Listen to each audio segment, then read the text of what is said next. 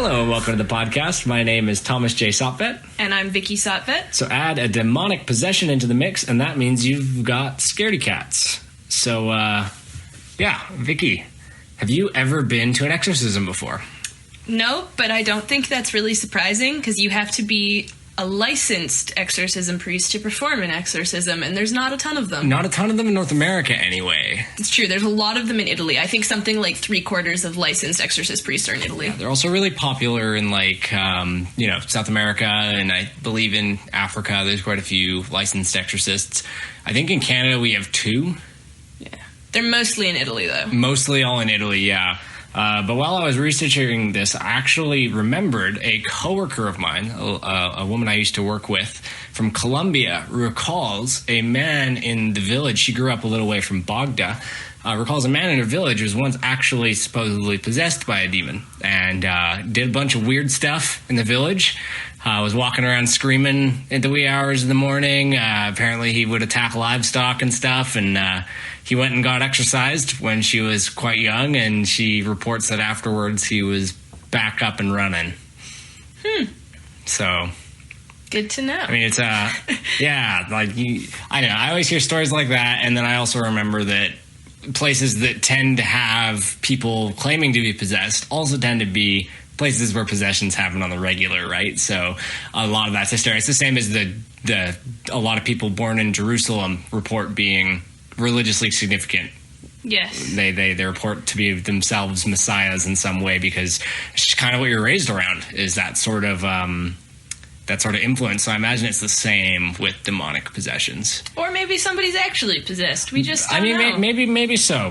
Just not in Canada. We're too nice up here. And I guess down in the United States as well. They don't have too many possessions going on down there, I don't think.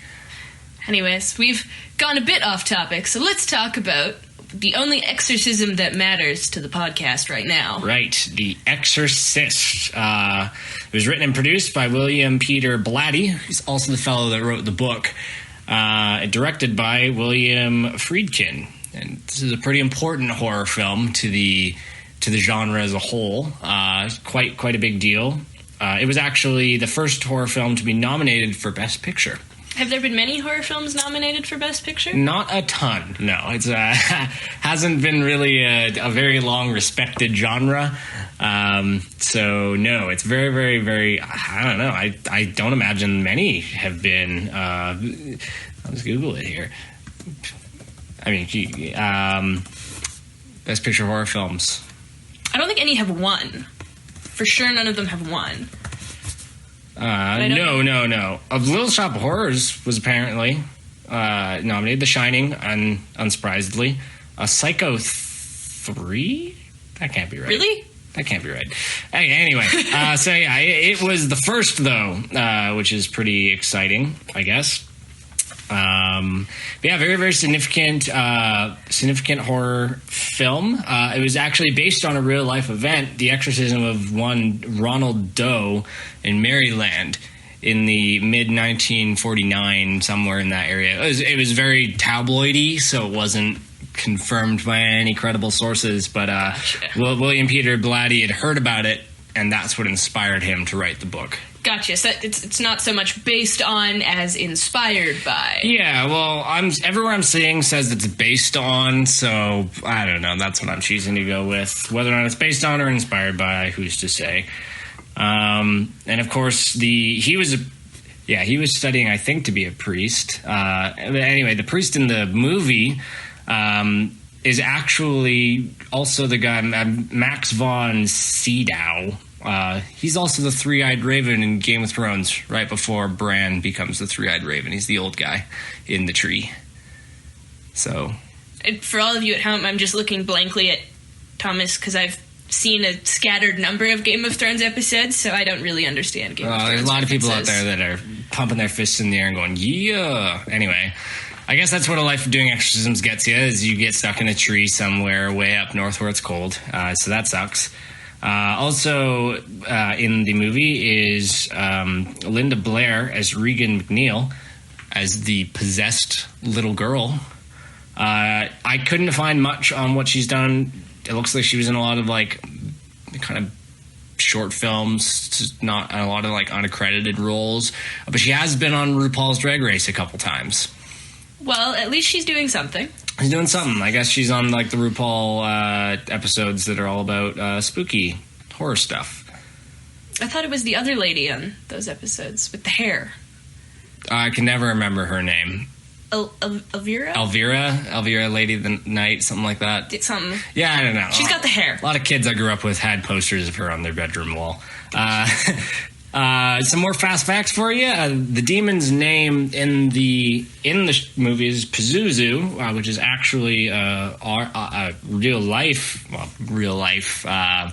demon, a actual mythological figure, perhaps? Yeah, exactly. From ancient Mesopotamia. Ancient Mesopotamia, yeah. King of demons, demons of the wind, specifically. Well, no, he is a demon of the wind, but he's the demon specifically of famine and locusts. I thought he was okay, well, that's lots of good stuff to be the demon of. Fun fact, actually, about him. Yeah. Even though he's the demon who brings famine and locusts, women in ancient Mesopotamia, when they were pregnant, used to wear amulets of him because he was so bad he scared away the demon of miscarriage. So the demon of miscarriage would just show up and be like, oh fuck, right, never mind. Right, so that's some fun facts about Pazuzu. And another additional fun fact is Pazuzu is the name of Professor Farnworth's gargoyle in Futurama, also Pazuzu. There's a lot of Pazuzus going around. Yeah. I maintain Pazuzu is just the least scary name I think ever. It's a very demon-esque name. Like, you've got things like Screwtape and Beelzebub, and I don't know. They have silly names. Demons have silly names. I wasn't implying that demons all have really solid names except for Pazuzu. I'm just saying I think Pazuzu is extra, ridiculous. So anyways, that's some fast facts about The Exorcist for everybody at home, which is most people except for us. But I guess think now is the time to ask Vicky what Vicky knows about The Exorcist. What are you kind of expecting? How it's a demon possession. It's a demon possession. The demon's name Pazuzu. We've established that. There's some Catholic imagery, I think, given that it's like an exorcism, which is a pretty Catholic thing. I'm pretty sure at some point the girl is spinning on the ceiling, maybe? That's really it. That's the extent of my knowledge on The Exorcist. I feel like a 4 out of 10 confidence level. Ooh. Because I was talking to some friends at work and they asked what the next episode, this episode was going to be, and I said The Exorcist, and they went, oh, well, that ramped up quite a bit from Carrie, so that was a really encouraging statement to hear. Okay. But that's about where we're at. It's about where we're at. All right. Well, I guess we'll see what spooks are in store for Vicky and I, since, again, I mentioned last episode, I have never seen The Exorcist before. It's one of those films that I know is quintessential and very important, but it's just never been on my radar. I've never had the opportunity to watch it. I've never sought it out. I knew I would one day, which is going to be today, I guess. But I've never seen it. But I guess we'll see what Pazuzu the Demon has in store for Vicky and I when we go to attend this exorcism, which I guess is in D.C., not Maryland. So off to D.C. we go to see this exorcism get done. I will pack my crucifix. And I'll bring the holy water. Sounds great. And we'll be right back after we finish watching The Exorcist. So stay frosty.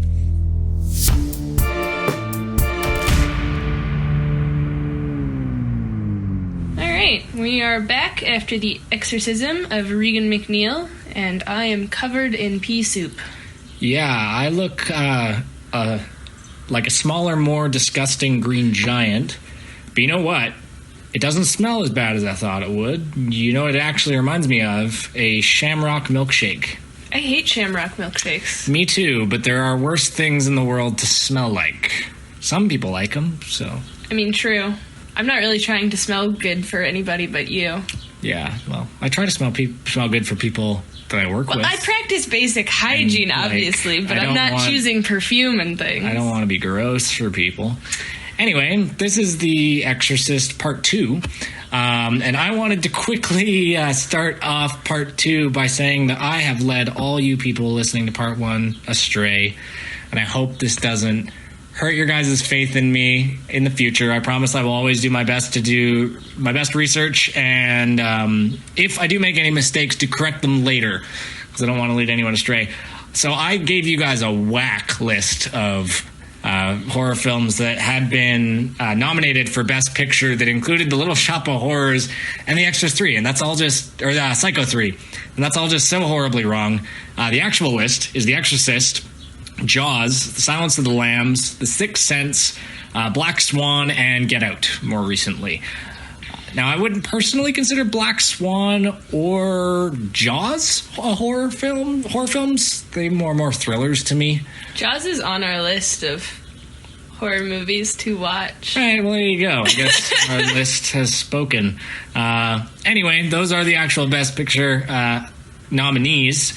And secondly, I said last time that William Peter Blatty may have been studying to be a priest when he wrote The Exorcist. That is absolutely wrong. He was in school studying, but not to be a priest. So those are the two big inconsistencies that incorrect facts that I thought of in between then and now. So I apologize out there. I'll try and do better in the future. All right, with that out of the way, I guess last episode we failed to do this, but this is the part of the episode where we're going to spoil the crap out of this film. We're going to be giving you a synopsis, every little thing that happened, and then give you our thoughts on it. But also the film is like almost 50 years old, so if you're going to get mad at us for spoilers... Yeah, go watch it or read the book. If you really want it unspoiled for yourself, then go do those things and don't get mad at us. But you have been warned if you're the type of person that's going to get mad at us. So, our film opens with Lancaster Marin, the priest, who is not seen after this point until the last 20 minutes of the movie, except briefly walking around, in Iraq. Actually, just before that, just before we see the priest, we start with a scene of the sun, and it's black and white, and then it kind of fades into color for a second, and then it goes very red. And it was just starting very early with the color symbolism in this movie. Yeah, and that's actually something that... and we're going to do our best to cover this movie here, but... the first time I watched, or when we watched it just now, there's a lot. It's a long movie. There's a lot of really big scenes that there's no express dialogue. There's a lot of symbolism. There's a lot of background stuff that I'm sure we're gonna miss. So I don't know if you're the type that tends to obsess over finding symbolism and stuff. Don't get angry at us for missing little tiny things, because this movie's so chocked full of it, you could teach a series of classes alone on what everything means. Do you know what the beginning reminds me of? What? Indiana Jones. When they're looking for the Ark of the Covenant in the temple. It's almost exactly the same layout. And actually, that movie was filmed 3 years later, so I almost wonder if it was just the same set somewhere. Also, I just want to go on record and say that when the priest finds the sculpture of Pazuzu and just breaks the head of it out of a chunk of rock. Well, that's it. The amulet. Yeah, that is not proper archaeological practice. Terrible. I was thinking that the entire time. My breath caught in my throat, and that's probably the most scared I was the entire movie. It was oh no. I'm a historian, don't break that. And that just hurt my historian soul to watch them just be drunk? So anyways, yeah, we open on Iraq with the priest, and he's at this dig, this really old temple. And this kid goes running through all the workers. There's a lot of sheep around, and he goes and finds the priest, and we get this kind of interesting shot of the kid's legs kind of looming over the priest, and the priest is kind of crouched down, which to me is very reminiscent of the shot that we get a little bit later when he's staring up at the statue looming over him. I don't know if that's on purpose or whatever, but the kid says, "Oh, we found something. There's some small pieces that you should look at." And yeah, the priest goes, looks inside this hole, finds the statue thing, as you pointed out, and pries its head off. Well, it's not actually attached to anything. It's just a head, but he just yanks it out of a chunk of rock. He would correct terminology, as the kids say nowadays, be he eats it out of the rock. No, that'd be throwing it. Oh, that's he pulls. True. But he eats the rock after he I don't think so. I think he just drops it on the ground. Chucks it. Okay, well, I don't know. Jury's out on what he does with the rock afterwards. I'm pretty sure it doesn't matter too much. But anyways, yes, and he takes his little archaeologist brush and he brushes the face off. And this is our first look at the demon in question in this movie. As we mentioned last time, his name is Pazuzu. And it's, again, not mentioned. The name is not mentioned once the entire movie. You're just expected to, if you're familiar at all with demons and ancient Mesopotamian society, I guess between the statue and some of the imagery, you're meant to draw that conclusion. And I think it talks about it a little bit in the book, and I'm sure it talks about it tons in the sequels. See, this scene raised so many questions to me as somebody who hasn't read the book, to the point I had to go on a Google search after the movie. Because what I wanted to know is, how is the demon operating? Is it like, oh, they found this particular head statue, so now it's free to roam? Is it that it's a priest found it? Like, there's no explanation in the movie for... Suddenly, there's a Pazuzu. Yeah, well, I feel there's a lot of, again, there's just so much symbolism, and there's so many, background things that happen, and it's really hard to tell if some of it's on purpose, or if there just happened to be a neat shot, and they were like, let's go with that, 100%. I don't know, I just think that they don't actually ever explain the way the demon works, whether or not it was released at the start of the dig, or with the finding of this statue, not really, or if it's just chilling. But after that, we do get the priest, and he goes back into town, and there's a whole lot of, suspicion and people kind of staring at him, and he sits down for a drink, and the server actually pours his drink out of a sort of a, drink apparatus thing. But carafe? It's kind of like a carafe, yeah, but the spout of the carafe is very chimera-like, and as those of you who know all about demons and Pazuzu is made up of animal parts. He's very chimera-like, so found that kind of interesting that he's using that to pour the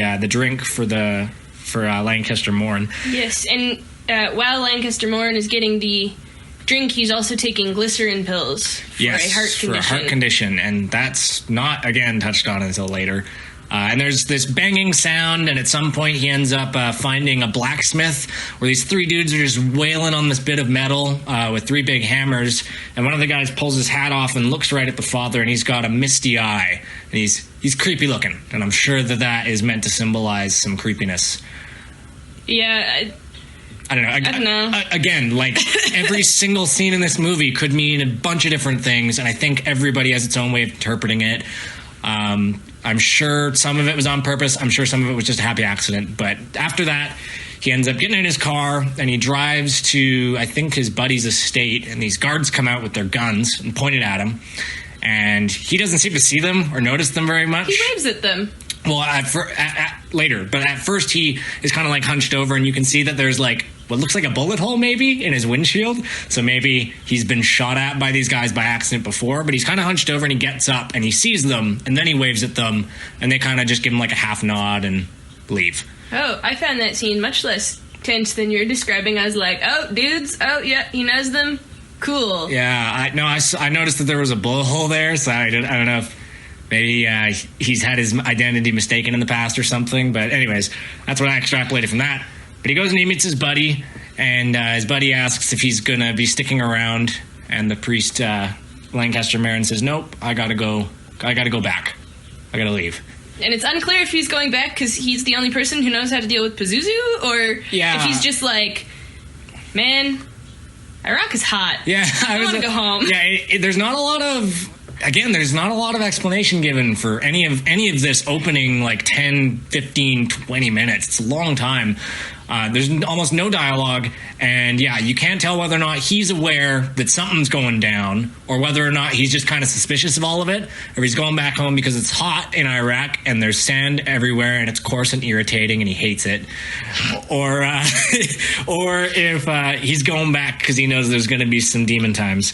But once he leaves his buddy's place, we cut to the other side of the globe in Georgetown with actress Chris McNeil. And her daughter. But I think we start with Chris McNeil, and she's on a film set.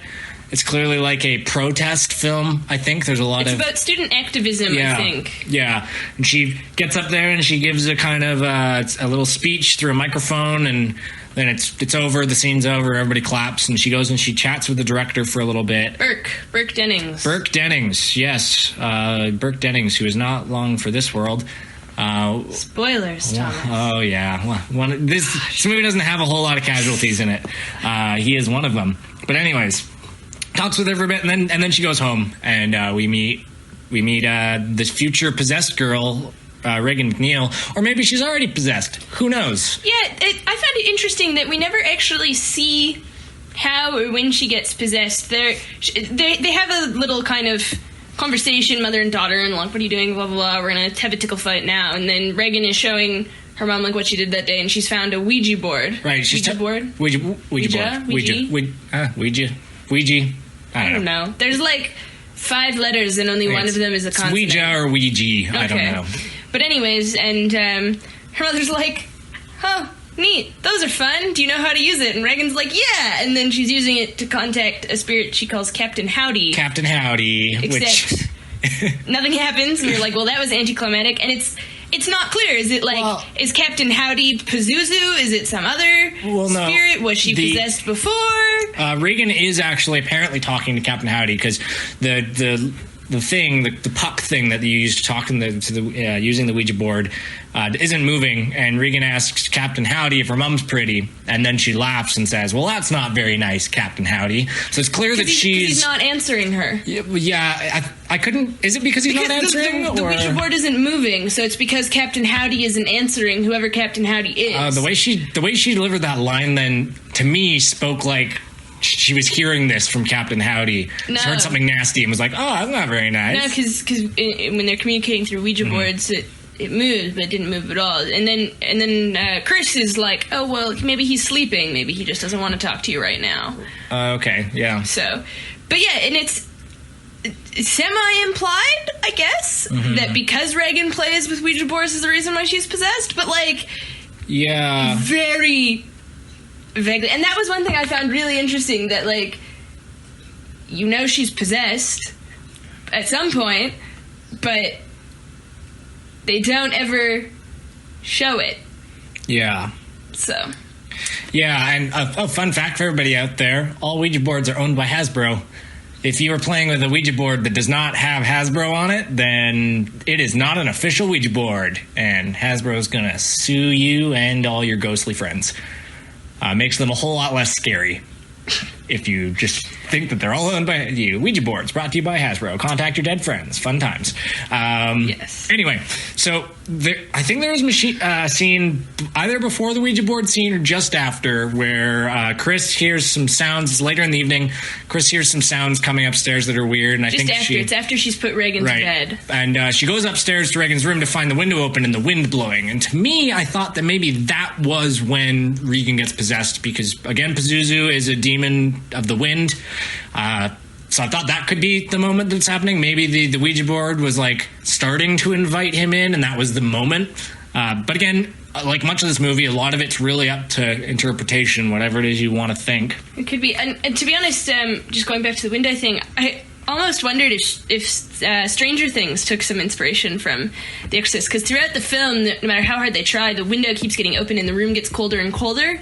And the Mind Flayer in Stranger Things, who is a demon by all accounts, or at least that world's interpretation of a demon, loves the cold. He hates being hot. So I almost wondered if that was a callback. It's a really, really common trope in horror films, like ghosts and spooky spirits come around when it's cold. But a demon's not a ghost. Well, demon's supposed to be from, like, the Lake of Fire. They're treated the same in a lot of horror films. Like, a lot of movies, they're pretty interchangeable. And cold spots, cold flashes are often signs of some kind of spirit or malevolent force. I don't know where the origins of that are, but Stranger Things definitely plays off of it, and I'm sure that this movie does as well. All right. Anyways, there's a house party shortly after. Yeah, Chris invites over all of her buds from the film, including the director guy. Right, and is it Burke who's really drunk? Yeah, and he calls one of the house guests a Nazi. He calls a couple of the house guests Nazis. Does he? I thought it was only one guy he's picking on. He calls I don't know, Nazi, but and then there's several moments where he's like drunkenly screaming that he was a Nazi in the Gestapo, and how did it feel to kill the Jews? And you're like, what? Yeah, and I think everybody else is also like, what, dude? Because Chris, I think, removes him from the party and puts his drunk ass in an Uber or something, and is like, okay, bye. They didn't have Ubers. I was making a joke. She says goodbye at the door. He leaves the party very, very shortly. Yeah. And they're all playing the piano and they're having a generally great time. And Reagan comes downstairs, and they're like, "Oh, did we wake you up?" And she looks at somebody who apparently is an astronaut. Yeah, I saw that as well, that he is an astronaut. And she's like, "You're gonna die in space." And then she starts peeing on the carpet, and everyone is like... Which I'm sure is just what you want to hear if you're an astronaut. Have a creepy little girl come downstairs, tell you you're gonna die in space, and then pee on the ground. Right, and Chris handles it like a champ. Like, clearly she just thinks Reagan is, like, sick or something, like having a fever dream. She's like, okay, let's go upstairs, and she, like, gives her a bath, and... Yeah, and then I think it's, like, Chris's assistant, who apparently is, I don't know, important to Chris's character, because they have a moment at the end of the movie, but, like, I didn't really get any characterization from her. I just know that she's Chris's assistant. Yeah. I don't know why we should care about her too much. But she cleans up the pee on the carpet. Yes, and in the morning after the house party... we cut to the church. I think that night the bed shakes. Oh, right, that is true. Yeah. The bed is shaking. Yeah. And they're all screaming. Yeah, Chris hears Regan screaming from her room and goes into the room, and the bed's shaking. Yeah. And they get on the bed, and it's crazy. It is. But anyways, the next morning, it cuts to the church, and Dimitri... or Dimmy, as his mother calls him, the other priest in the film, is showing up. The boxer. Yeah, he's showing up. He's bringing some flowers. Mm-hmm. Life's fine and dandy. And then it cuts to the statue of the Virgin Mary, and she's grown, like, bloody, weird, spiky tits and a penis. And somebody's defaced the statue, clearly covered it in blood. And but it's not even defaced. It's clear the statue has grown these if you actually look at it, which... I'm fascinated that doesn't come up again in the movie. Nobody else is like, did you notice the statue of the Virgin just grew some weird phallic growth that was covered in blood? Like, who knows, the Virgin Mary had some BDSM kinks. Like, that's neat. If that happened in the real world, I guarantee the Vatican would have had a whole team in there within 12 hours. Well, if people are freaking out about Jesus' face on some toast... and that's, like, enough to make news and stuff, then, yeah, you bet a statue spread into the Pope would be involved, the Vatican would have a special investigative team, and it's never addressed again. Everyone's like, neat. One of the issues I have about this movie is that, like, people seem very slow to react in this film, and really, really slow to jump to any sort of conclusions. Like, they want to really make sure before they take any sort of decisive action. And it's a little bit frustrating when you're a viewer, because you're sitting there like, okay, this little girl is clearly possessed. Her head's are spun round. There's a demon. No, there's demon stuff everywhere. Lesion in her temporal lobe. Oh, if she'd only taken that Adderall. Ritalin, right. The doctors really wanted to take Ritalin. They're like, it's ADD. And then they're like, it's a lesion in her temporal lobe. And then they're like, well, we did this really intense brain scan that's actually kind of mildly traumatizing to watch on film. Yeah, it's real, like, medically accurate, and there's needles and stuff. Yeah, it's not great. That part of the movie I didn't like. But then they're like, we found nothing in her brain, but we'll do it again because there must be a lesion in her temporal lobe. And it's like, well, there comes a point when you have to acknowledge that maybe it's not a lesion on her temporal lobe. Yeah, this entire movie could be a big, long commercial for... Yeah. Yeah, but then Chris is really starting to get frantic at this point.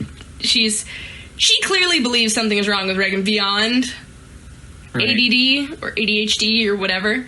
And she's just come home and she's having a stressful day. Oh, and throughout all this, she keeps hearing, like, sounds in the walls in the attic, and she says that it's rats, and the help of the house, I think, like, their butler or whatever, is like, it's not rats. I promise, it's not rats. And I think at the beginning of the film, she gets them to get traps. Yes. And after Regan gets taken to the psychiatrist and gets tested and stuff like that, she actually goes up to the attic. And here's where most horror films would have some kind of jump scare, some shadow or something like that, some sort of something. But she goes up the attic and doesn't actually find anything. She finds the mousetrap has not been sprung, and the candle flares up, though. That's like a tiny jump scare. Oh, right. The candle does light up, which is a little spooky. I wouldn't call that a jump scare. but I don't know. A Twitch scare? That's not a thing. I would call that funny commentary. All right, Twitch scare. All over me. If you want to go ahead and TM that, then you go right ahead. I will. I will TM that. I think it's more like, random gas pocket. But and then she turns around and the butler guy is like, I told you there's no rats. His head's like poking through and she's like, yeah, whatever. Yeah. And anyways, that happens. Chris has had a really stressful day. She comes home after all these tests, and one of her friends from the film comes in and is like, have you heard the news? And she's like, what? And he's like, oh, Burke died. And she's like, what? He's like, yeah, he fell out of your daughter's window and broke his skull. And he was babysitting, I guess. And so at some point the next day. And another thing, and I think we've been forgetting him, is the other guy in the film, the Father Karras? Yeah. Father Karras, yeah. He has almost as much screen time as Chris and Regan. There's a lot spent on his life. We learn that he is having a crisis of faith. He doesn't want to be a priest anymore. We also learn that his mom is having some problems. No, his mom dies at the beginning of the movie. Is it at the beginning of the movie? Doesn't she go visit her? He goes to visit her, and then she dies the next day. Yeah, we learn that she has problems, and then he visits her in the hospital, and they can't afford to give her the care that she needs because the United States healthcare. And then she dies, and he feels really guilty about it because he feels like he didn't give her the care that she deserved. And all this time, he's having a huge crisis of faith. We also learn that he's a boxer. He spends some time at the gym beating the heck out of a punching bag. I think after his mom is in the hospital, before she dies. I think that's after she dies. I think it's before. I think it's when she's in the hospital and he's punching the punching bag, though. Yeah, we learn that he's a bit of a Rocky Balboa. Balboa? Yeah, Rocky. I haven't seen that movie either. He's a bit of a Sylvester Stallone. Yes. But yeah, right after Chris learns that Burke has died, Regan crab walks backwards and upside down the stairs and then vomits blood everywhere. Yeah, and somehow people are still psychiatry. Yeah, it's after that I'd be kind of possessed. Obviously possessed. No human being can crab walk down the stairs at such speed and then vomit out blood. Let alone vomit out blood and then I don't know. It was very, very clearly possessed. But apparently that's not enough. And again, this is one of the only big problems I've got with the film is that everybody seems so slow to jump to any sort of conclusions. So it takes that incident, and then a little bit later, they go back up to Regan's room, and she's stabbing herself in the vagina with a crucifix. Apparently, she's supposed to be masturbating. It did not look like masturbating to me. There was some stabbing sound effects, and there was blood. But anyway, and she's screaming obscenities at people, telling people to fuck her, and in this really kind of gravelly voice. And actually, a neat fact: the voice actress that is the demon voice in Regan, in order to get ready each day, would smoke a pack of cigarettes and drink nothing but whiskey and eggs and stuff like that to get her voice nice and gravelly.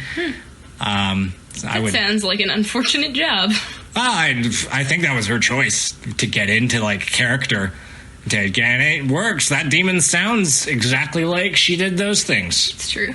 But yeah, after this, they're okay, we may need an exorcism. Something's fishy here. Although I will point out, the doctors don't suggest an exorcism because she's crab walking backwards down the stairs and throwing up blood and stabbing herself in the vagina. No. She still just might have ADD. Right. They're in these circumstances, people who believe that they're possessed can benefit from exorcisms. And it's the belief that you're possessed is enough that you can spin your head around and crab walk down the stairs. Yeah, the placebo of being possessed gives us superhuman stretchy abilities. I've believed many things in my life, and none of them have allowed me to turn my head 180 degrees. Yeah, I've tried. I tried. I believed as hard as I could that there was a demon in me, and it didn't work. So, not ADD. Anyways, I find it interesting, too, that the film is it'll be really hard to find an exorcism, though. They never happen anymore. That's not true. Exorcisms do still happen. They are rare. Yeah. There's, at most, a handful in a year. But to claim that there are no exorcisms ever anymore is quite factually inaccurate. But anyways, they call the priest Dimmy. Yep. I can't for the life of me ever remember his last name. Every time. He's just Dimmy in my head forever. But they call Dimmy, and he's like, okay, well... Damien. He's Damien. I know, but they call him Dimmy because of his mother, and it just sticks in my head as Dimmy. All right. But anyways, he comes, and he's like, okay, well, I have to totally verify that she's possessed. Which is actually... true, that priests cannot perform exorcisms unless they have ruled out all possibility of mental illness, external stimuli, anything. So, that is true. He does have to have solid evidence. Yeah, so he shows up and he quotes some scripture at her and he throws some holy water on her and she flails around and then she starts speaking backwards, I think, at him in another language. And that's one of the actual things that they do to test people out to see if they're possessed is if they speak if they're speaking in a language that they don't know. Right. And then the other thing that happens is he's also a doctor, so he's like taking her heart rate and stuff. They watch scars appear on her stomach that say "help me." And I don't know about you, but if I ever saw that in another human being, I would not need then to go to other people and be like, so she might be speaking in a different language. That, for me, the appearance of spontaneous scars saying "help me" would be solid. She was either speaking Latin or she was very drunk and slurring her words. I think she also, at this point, pukes all over him. The green slime. She does. Oh, yeah. Projectile vomit. So that's good enough for him. Yes. He's pretty convinced at that point that this little girl is possessed by a demon. Yes. And I think at that point he goes to, like, the College of Priests or whatever, visits the head of his order. No, I think he just visits the main priest from his church to get permission. Yeah, I was making a joke about... Anyway, priests being wizards. But, he goes and visits, like, the head priest guy, and the head priest guy is like, oh, man, I know a guy for this, and agrees to send a letter to... Father Lancaster Marin from the start of the movie. Remember that guy? Yeah, and his bad archaeology. Yeah, and his bad archaeology. Way from the beginning of the movie. And this has been most of the movie at this point. And we have not had mention nor seen this guy. I don't know. We weren't watching the director's cut, by the way. And I know the director's cut has some extra scenes, so I'm not sure if any scenes involve him. But we were not watching the director's cut. So he's not mentioned until this point. Right, but he does answer the summons, and he shows up. And he's extremely chill. And let me just say, as somebody who doesn't like horror movies, that was very reassuring. That, like, he was not freaking out. He was not the least bit concerned. It did not matter what demon shit was going down in that room. It's interesting. It was handleable. Because the entire movie, I don't know. I got the sense, especially when he gets... There's a scene where he gets the letter wherever he's at, whatever abbey he's at. And, he seems pretty calm about it. He's like, all right. He shoves the letter in his pocket and continues on with his walk. And then we don't see him again until he comes to do the exorcism. But there's a couple different scenes, I think, at the beginning, and him clearly looking at the Pazuzu statue sort of knowingly. And then when he comes to do the exorcism, we get the iconic shot of him getting out of the taxi cab, standing underneath the lamplight in his hat and his briefcase that is...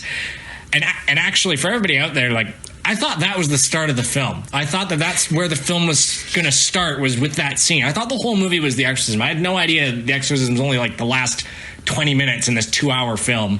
But as he enters the house to go and... I think maybe even before this, we see Regan lying in bed, and it's kind of like superimposed over his face, as if like the demon's communicating with him, or as if he can hear Regan. And the demon in Regan whispers, "Marin, Marin," almost like the demon knows who he is. So I almost wonder if this is sort of like an old grudge. According to Wikipedia, in the book, they have interacted before. Yeah, so I got the feeling that this was like a grudge match kind of like exorcism, like maybe Father Lancaster Mirren had exorcised Pazuzu before out of somebody. Yes. And then so this is kind of like the demon basically saying, come at me, guy. Yeah, it's worth noting too at this point that Regan is tied down with restraints. Yes, because she has gotten extra crazy at this point. She's full on possessed. Her face is all gummed up with scars and stuff. Her eyes are like a greenish red. Her voice is entirely the demon now. She's screaming profanities at people. So yeah, we get the scene of him standing under the lamplight, the iconic shot. Then he walks into the house, and while he's greeting Damien and Chris, the demon Pazuzu calls him up from upstairs in the room, actually screams his name, which again I think reinforces the fact that they know each other and that they've met before. And then Marin sends Damien to get the crucifix, the holy water, and the purple stole. Yeah, which I was sort of like, man, you didn't bring that? Well, the purple stole is not supposed to leave the church. Oh, okay. So you wouldn't take it out of the church before, because it's what you wear at the altar. But, like, I don't know. If I was to, like, if I was on my way to an exorcism, I'd make sure I had holy water. Well, it's also not his church, right? That's true. I guess you can't, not any old priest can just roll up and be like, look, I've got the color thing. Give me some holy water. Well, actually, that I think you can do. Oh, well, there you go. Technically anybody, fun fact, technically anybody can make holy water, even if they're not a priest, but it has to be like, if you're not a priest, it has to be like to give somebody their last rites or something. Right, which we see at the end of the film get done.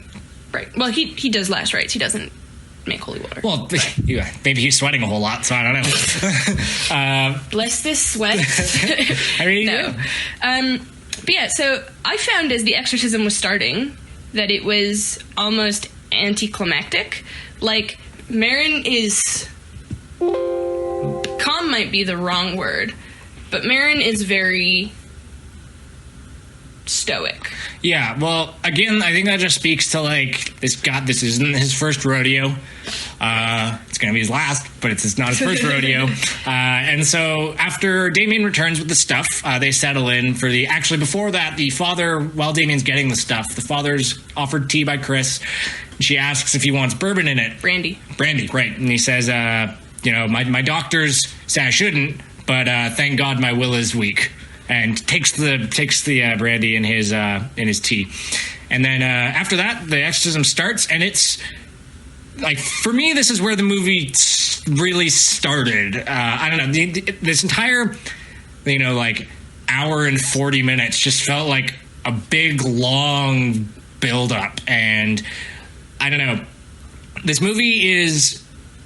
Well, we'll get to it a little bit more in the ratings, but like not a ton really happens. There's not a lot of spooky moments, but for me, this is where it started getting kind of intense, because I don't think there's very much music.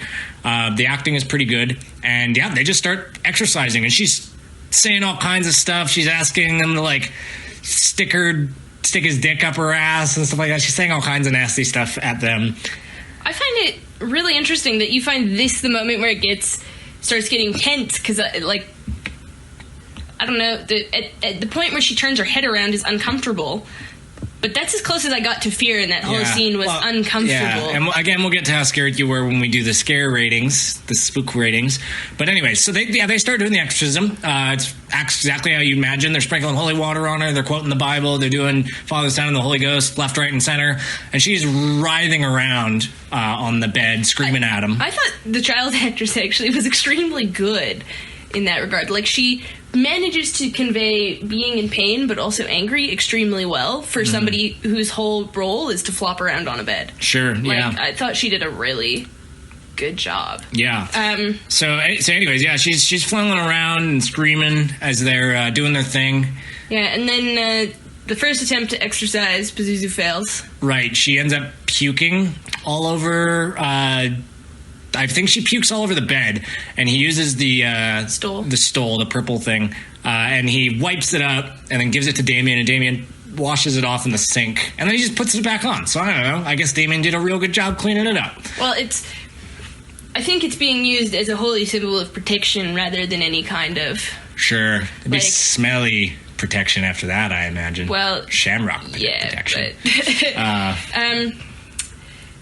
But yeah, and I'd like to point out, too, that in real exorcisms, insofar as you believe an exorcism can or cannot be real, that's not uncommon for you need to, like, exorcise, 3 or 4 or 5 times. Yeah. And the trick is, you gotta do it, sit down, have a glass of water, and then you gotta do it. And you gotta do it, constantly, because each time, weakens the demon until he gets kicked out. And interestingly, because it's hinted a lot, or it's talked about a lot through the movie, and you see it a little bit, how Damien is a boxer. And the fact that they have to go a few rounds with Pazuzu kind of reminded me of boxing, because Pazuzu's exhausted, lying on the ground, panting towards the end of the first bit, no longer screaming at them. Both of the priests and the Damien and the father are very exhausted as well, and they have to kind of sit out. So it reminded me kind of like round 1, round 2, round 3, which again speaks to him, Damien being a boxer, and also the fact that it's clear that Father Lancaster Marin and Pazuzu, this is not the first time that they've gone at it. Right. Also, they're both the father, technically. Well, yeah. I just wanted to say, you keep calling one of them the father and one by their name, and I'm like, but well, yeah, because he's called Damien a lot in the film. That's true. Anyway, so yeah, they decide to go round 2, but it goes badly because the Pazuzu starts talking like Father Damien's mom. His dead mom. His recently deceased mom, and is like, you failed me, and you didn't help me out, and I'm in hell because of you, and blah blah blah. And this gets to Damien, and Lancaster Marin says before the exorcism begins, actually warns him, all the attacks are going to be mental. Like, he's going to try and mess with us, and you can't listen to him. And so Damien clearly totally forgets that advice and jumps on Pazuzu and is like, shut up. And the father kind of like calls it early, throws in the towel for that round. They both leave the room again. And Damien's so clearly shaken by this that he seems like he's going to sit it out after that. Mm-hmm. But then Chris comes back in the room and she sees Damien. She has this great, like, is it over? Did you save her? And he's like, is she going to die? Yeah. Is what she asks. And Damien has this moment where he just goes, no, and he turns around and he goes back up to the room. When he enters the room, he's got a surprise, though, because Marin has died of a heart attack. Yeah, Marin goes back in to do the rest of the exorcism on his own. And we actually see, there's a scene before Damien sitting down where we see him get down on his hands and knees, and he starts praying with his hands up like that. And that's the last we see of the doctor alive, or the father alive. Last we see of the father alive.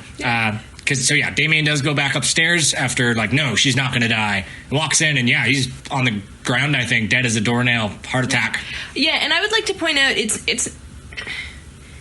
never really established whether or not this was Pazuzu, because, like, the movie has twice shown him taking glycerin pills for a heart condition, so it might just be the strain, it might be something Pazuzu did, it might be that man's like 80 and his ticker just couldn't keep up. Yeah. It's never established in the film. Well, and I think that before that scene, we see the father take more glycerin pills, and he's clearly like, his heart's bothering him. And I don't know if that's, again, just the stress of everything, or if it's the influence of Pazuzu.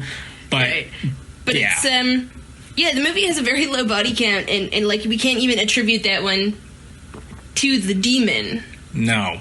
Father Damien sees him on the ground and jumps on top of him and is like thumping at his chest with all of his bucks or muscles trying to resuscitate him, but it ain't no good. It ain't no thing. It's not happening. Right. And then he and Pazuzu Reagan kind of go at it, and he ends up on top of he just straight up starts beating her up like this. He like tears her off the bed and pins her to the ground and punches her a couple times, and I'm like, oh man, that's still a little girl technically, man. What are you doing? But he starts screaming the demon should take him instead. Yeah, and it's actually very quick. Like, blink and you'll miss it, because it's a lot of people yelling and stuff. But yeah, he says, take me. And I think he only says it twice, and it's very, like, kind of garbled, because he's clearly trying to, like, pin this demon down. He's screaming, he's angry, take me, take me. Yeah, and the demon leaps into him, and he, just before he's fully possessed, leaps out a window, the same window Burke fell out of. Before that, he gets up, and it's clear his face is all changed, his eyes are all red as well, and he looks down at Regan and starts to bear down on her again. Like, he's clearly possessed. He's going to attack Regan, who is now totally unpossessed. She looks totally normal, and he's bearing down on her, but you can see him kind of, like, pull himself back, and that's when he looks at the window and just throws himself out instead. Right, and breaks his skull, and there's a big, long, him falling down the stairs. Yeah, and Father Dyer, and isn't that just some nice name symbolism, Father Dyer? Which is Damien's buddy throughout the film. He shows up just in time to give Damien his last rites. Yeah, he bears down on him and is like, do you repent all your sins that you've committed in this life? And Damien manages to give, like, crippled thumbs up, like, yeah. And it's not clear, but it's sort of suggested that in doing these last rites, while Damien is still there, but not quite dead, that somehow banishes Pazuzu. Well, I don't know, because when he's on the ground, we don't get a good look at his face, so we can't see if he's still all possessed and creepy. No, but he is able to respond to the last rites. He gives like a little like nod kind of thing, yeah. So I think that's him rallying one last time, purify my soul, and then he dies, and a big crowd starts to gather. And we cut back to Regan's room, and she's in the corner screaming. She doesn't know what's going on. She doesn't remember anything. And Chris goes and grabs onto her, and the two embrace, and we kind of like fade out to the next day, I think. I don't think it's the next day. I think it's a little bit down the road. Yeah. They're selling the house. They're going back to where they came from. Yeah, the secretary quits. The secretary to Chris is like, I guess, traumatized by this whole event, doesn't want to work for her anymore. But I thought it was just she didn't want to move. Oh, I don't know. The two of them end up hugging, and it's like, miss you, bye. And then, they head out, and the father Dyer is there, and the police chief. The police chief shows up a couple times in this movie. He doesn't seem to add a whole lot. The entire character was weird to me. He said a lot of strange things, and none is more stranger than at the end of this movie. But before that happens, Regan, now totally unpossessed, sees Father Dyer's collar and lunges at him. And I was like, oh shit, she's going to rip his throat out or something. She's still possessed. Oh my God. But no, she kisses him on the cheek instead. And I don't know whether or not that was intentional red herring to make you be like, whoa, and then, oh, okay. But that happens. I don't know. Although I didn't at any point think she was about to go rip his throat out, I'll be honest. Like, at no point was I like, oh no! Oh, I totally did. It was like, oh God. But yeah, that didn't end up happening. And then, I think Damien's necklace ends up getting... that's the amulet that Marin had at the beginning. No, it's because Damien's got that necklace, remember? And Chris finds it in the bedroom and tries to give it to Father Dyer. Right, but that's Marin's necklace.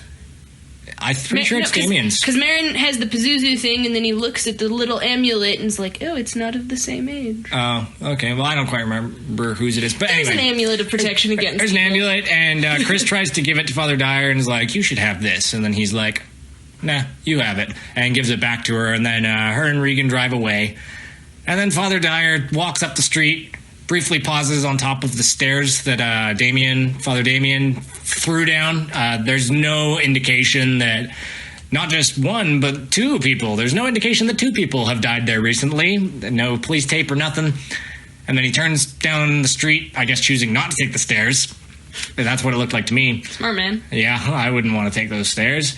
And he meets the police detective who is, I guess, investigating the murder or something like that. But he's too late to interview Chris. Yeah, she's already gone. She's already gone. And the two of them walk together down the street, and the police inspector's like, do you like watching movies? And the Father Dyer's like, yep, sure do. And he's like, I got a couple tickets. And I was like looking at him like, man, this guy's so creepily starved for friendship. Like it's weird, but yes. After that, they go to the movies. No, they don't go to the movies because the father's already seen the movie that the police chief wants to go see. They're going to a different movie. They know they're going to lunch. Oh, because they're gonna hang out. They're gonna be bros. Yeah, and Father Dyer looks okay with it, but me, Thomas, thought it was weird. But anyways, he goes, "You got any lunch plans?" And the Father Dyer goes, "No, not at all." And they leave, and that's where we fade out, and that's The Exorcist. So now that that's over, we're at the portion where we give a breakdown of what we thought of the movie overall. So why don't we go ahead and rate it on a scale of 1 to 10? How well it's made. Do you want to give what the scale is? Yeah, so it's 1 to 10, 1 being it barely counts as an experience, and 10, it could never, ever be improved upon by any means. I liked it.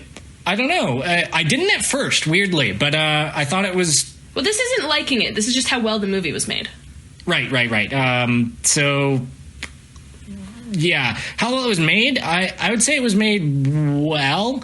It's an artsier film than I thought it was going to be. I think that there's a lot here. I think that you could watch it 100 times and still notice things that you didn't before. So in that sense, I think that it's very well made. A lot of decisions are very, very thought out and purposeful.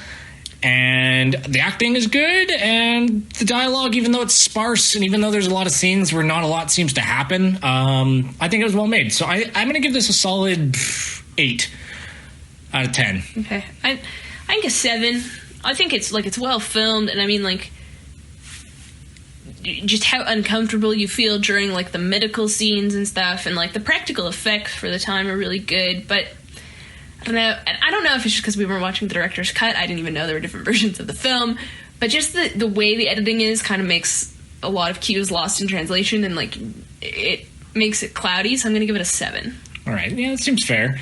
All right. So next for us on a scale of 1 to 10, 1 being you were praying for the sweet release of death the whole time, and 10 being it changed your life forever for the better. How much did we enjoy it? So as I mentioned, I actually did enjoy it, but I enjoyed it a day later. That's the thing, is when it was over, I kind of sat and thought to myself, man, that was sort of overrated. I don't know. It didn't blow my mind like a couple of movies that were made around the same time do that are horror films.